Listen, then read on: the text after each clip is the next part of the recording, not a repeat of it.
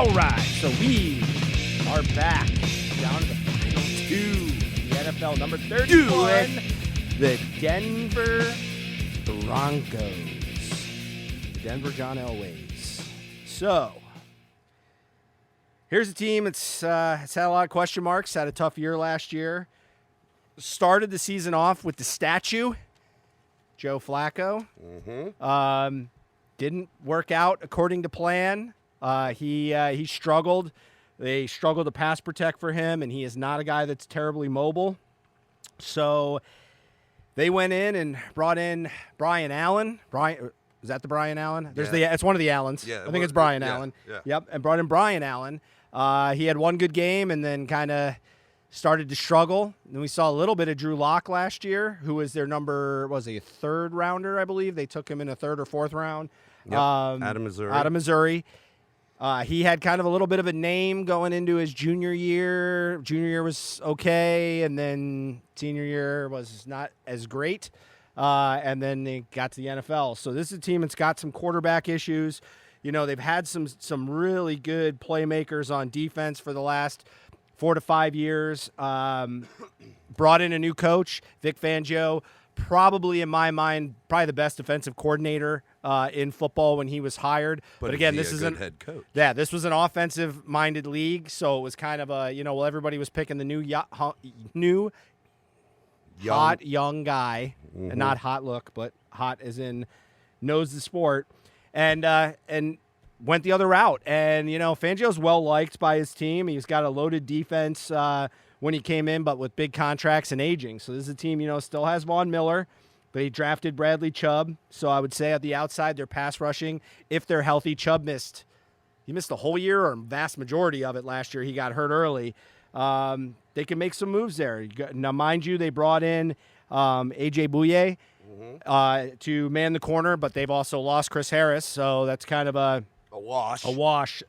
On that end, they did bring in Bryce Callahan the year before. He's a very good slot corner, but not an outside guy. And so they got a lot of rebuilding to do. Some guys like Noah Fant didn't really turn out to be probably as good of a tight end for them in the first season as they wanted. They were hoping he'd be able to be a little bit stronger. Got a little better as the year went on. But really the tight end, when you got the Hawkinson out of Detroit, he underperformed for what they had hoped to as well. So it's not uncommon. Wide receiver. Big move they made last year was letting Emmanuel Sanders go to the Niners, so they lost him on the outside. They did draft Cortland Sutton. I thought he kind of came on after Emmanuel Sanders went in. Second year. Yeah, right. But he came on as it was going on. Yeah. And remember, Emmanuel Sanders went out the year before when he was a rook, and he was struggling because he was then the number one guy. Yep. When Emmanuel Sanders went down this year, I think that there was concern that might happen again, but he actually did better. So. Yep. And they did not revamp their running game, which was a two-headed monster. They got the flash in the pass catching in Phillip Lindsay, a little bit more of the pounder in Royce Freeman. Yeah, Royce Freeman. So, this is a team that's kind of in a transition right now, and it's going to be interesting to see what they do. We went through who they got in free agency. Yeah, let me run through. They're 15 in terms of their pick. Yep. In the 2020 draft, they're 15 out of 32 with cap space and $23 million. That's up to date. They let go of guard let go of center Connor McGovern to the Jets. They bring in guard Graham Glasgow from the Lions. They let go of Chris Harris to the Chargers. And they brought in backup quarterback Jeff Driscoll from Detroit. We know now that they're moving on from Joe Flacco. Other free agents of note: Derek Wolfe, DN, 30 years old, 31-year-old guard Ron Leary, 29-year-old D tackle Shelby Harris, Theo Riddick, running back, Casey Kreider, long snapper, DNs Billy Wynn and Adam Gotsis, Cyrus Jones, cornerback, Devontae Booker, running back. Let's see. Brandon Allen, quarterback, is also a free agent. Devontae Harris, corner. A couple other guys in terms of linebackers. Yep. Atachu, outside linebacker. He is 27. So, we have. Well, they also, I believe, they did tender Brian Allen. which was Okay. an easy tender for them to do. Obviously it's probably going to look like the Drew Lock, Brian Allen to kind of figure out what to do. Sure. So we have wide receiver, D-line, safety as positions of need. Yep. Where do you think anything out in free agency that might make sense with the dollars they have? Or Well, I'll say this though, just to bring us in. They lost Malik Collins, but they did bring in Jarrell Casey. So that was kind of and the idea behind the D line was just the age that they had out there. What were they going to do? So they've already started that process. They've got Kareem Jackson as a strong safety. They brought in Justin Simmons as a free safety. So it looks like they've kind of shored up some of that back end. At least, that's their attempt at shoring that up. Probably another area I didn't put on there that I'm really looking at is they probably need to get something on the inside with their linebacking core. Again, they're set on the outside in a 3-4 with Von Miller and Bradley Chubb. So I'd be interested to see what they do. I mean, they do have Todd Davis, one of their inside linebackers, who is solid, not spectacular. What they could do there. I think the real key for this team is they've got to start making an offensive identity. I think another area they could probably be in the market for is looking at going after a tackle. Because remember, they had Garrett Bowles. Yep. And that was they were believing they were going to Didn't cut work him. out so much. Yeah, they were going to cut him during the year. So I could see them going tackle too as well to improve the offensive line. But to me, I think they got to go offensively heavy, which will be interesting. Again, we know that Elway runs the team, but Fangio's a defensive mind. So see how those minds work together offensively to create that identity. So I would say I think they certainly could look at, receiver. I said more. Go ahead. Sorry. they need more. No, you need to go more. Oh, go more. Oh, you want me to keep going? I want you to keep going. I like listening. I would be curious, do they do something at running back to kind of get away from some of that, back and forth between the two? It's like they really don't have a true number one. They just got, two number twos. And, the problem with that offensively is it starts to show your hand, especially given that they're very different. Though I will say they tend to explode at different times. A little bit like the Niners, but not near as interchangeable as all the Niners backs were. I think offensive line, when I really look at it, probably they need to spend some time. And I don't know about you, but I don't know that I'm sold on Cortland Sutton really being able to be that true number one that they need.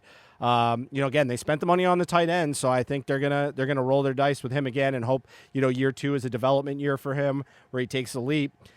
And then you get down to quarterback, and right now, if a Jordan Love slips, could they go that route? I don't know. And I don't know that that's a good play. I mean, you are married to a first-round quarterback if you take him. Yeah.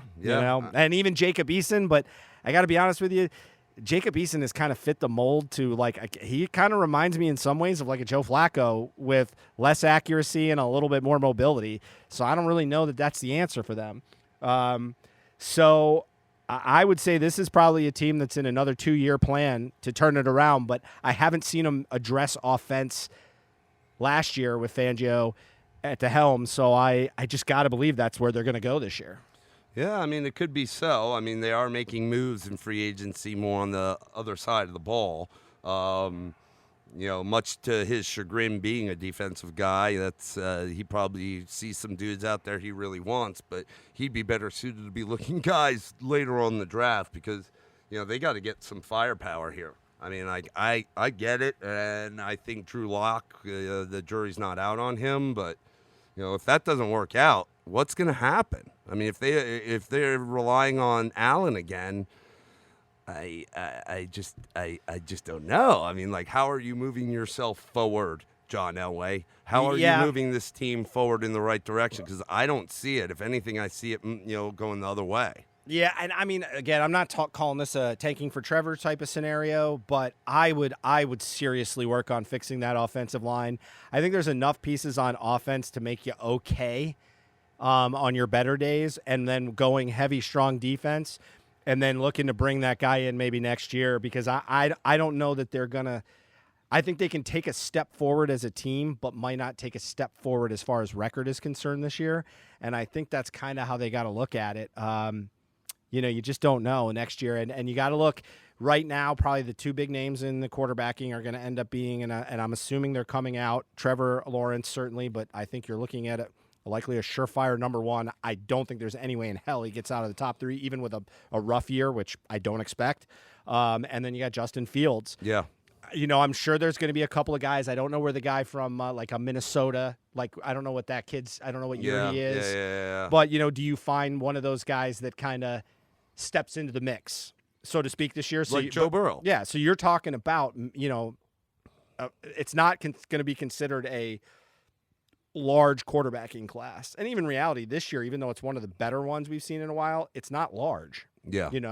I think the perception is there's definitely Herbert has been questionable whether he's closer to Tua and Joe Burrow versus being closer to Jordan Love and insert Jacob Eason.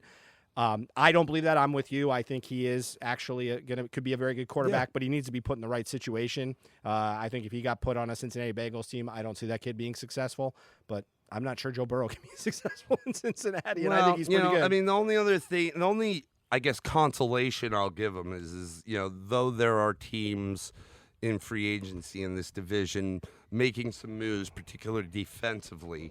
The Raiders and sans the Chargers because of injury with Derwin James and year prior with Bosa, that defense that was supposed to be really, really stout. It would struggle throughout the year. You could see it at times, and the hope, I guess, for them is that it actually all comes together right out the gate. But outside of that, I mean, the Raiders, and though they got better at the end, the Chiefs, I mean, defensively aren't daunting. Chiefs are a question. I could see the Chiefs not making the playoffs next year. Daunting defense in terms of what you got to do offensively. So they just get a few pieces that would make sense. And, I get it with the Thunder and Lightning in the backfield, and hats off to Philip Lindsay, a little guy, comes out of, some little school in Colorado and was able to stay and make a name for himself. But, let's be honest, that guy's not going to lead you to the promised land. You got to have, and you're between mixing with him and Royce Freeman, and then they'll have some other guys jump in there. I don't think they ever really get consistency in a game, and I just feel like they need a premier running back, especially if they're kind of just settling with Locke or trying to get, even if they got a Jordan Love. I think that at 15 in the draft, unless they go out and pick up Melvin Gordon, who seems to, in my mind, be the only maybe viable free agent running back option right now. If he is what he says he is, in terms of wanting to actually, not somebody that's, over the hill, or not somebody that's going to just come in and spell or be a backup or be a third down back. Melvin Gordon could still tote the rock as the number one for a team. And, and like I said, he's probably the only one I can see out there in free agency right now left that's, that could fit that mold for the Denver Broncos. If Plus they a do guy it in through the free division, agency, Yep. If they go through free agency. But if not. But then do you create that crowded backfield? Because now you got to figure out what you're going to do with the other two guys, too. So you have problems that way. Yeah. I mean, maybe, you have to let one of them fly. Yeah. Who knows? So, and if they did that, I don't know. I mean, Royce Freeman was the guy they drafted to take the role, but based on Philip Lindsay and what he's done, he's kind of supplanted him really as their, the go-to guy in terms of their number one in the backfield. But I think he would fit, too, if he was pushed into a second fiddle role. Much as a like pass catcher. Eckler and Melvin Gordon in L.A. in San Diego prior. I mean, I think then, maybe Royce Freeman becomes less valuable. You keep Lindsay because of his, his speed, quickness, catches the ball capabilities, but he's a role player. Yep. Yeah, I would agree. I think what's going to come out of this year is it really depends on what they do in the draft. I think the draft is going to be that vision that we're going to need to see, because it's hard to tell right now. What I do know about Fangio is that he can get a lot out of lesser known talent. He did that with the Bears in his first couple of years when John Fox was running the team. The Bears had to completely revamp their defense, and he made us respectable with those guys. And obviously, in his last year with Chicago, when we pulled in Khalil Mack, they were downright just frightening how good they were. And remember, he did that same thing in San Francisco when he was out there, and you think about the linebacking cores that they had out there, and just he is a tremendous guy. But but he's not an offensive guy. So he's going to need someone to kind of lead the way for them to do that. And so I think this is kind of where we're going to see how they envision that offense. Cause right now it's piecemeal. And so that's what's kind of going to be interesting to see how it plays out.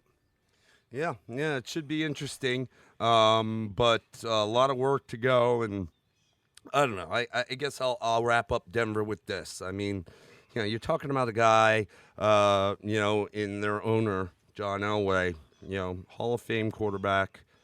He is the Denver Broncos. If you were to ever think of, if somebody said, give me a player off any team, Denver Broncos, most notable player, it's going to be Elway. I don't care that they had Peyton there. It's John Elway. And Peyton's not going to go into the Hall of Fame. Yeah, he's not going to go into the Hall of Fame as a Bronco. But I say all that to say, God, is there a team you've seen over the past few years with such quarterback trouble? And the guy that is like the head of state there is one of the most well-known NFL quarterbacks of all time. You'd think he'd pay attention or put something correct in place. It confuses me. Well, listen, I'll use another example in another sport, and I'll use Michael Jordan. Michael Jordan went in, did some, did some work in the front office, especially with Washington, and it's hard when you're an elite player to understand players that don't have your abilities and to understand what their limits are. And so it's not uncommon for people to not have that long-term vision and understand who they can develop. And let's be honest, in the NFL, unlike any other sport, you got injury on top of that. But like you said, Garrett Bowles is a perfect example.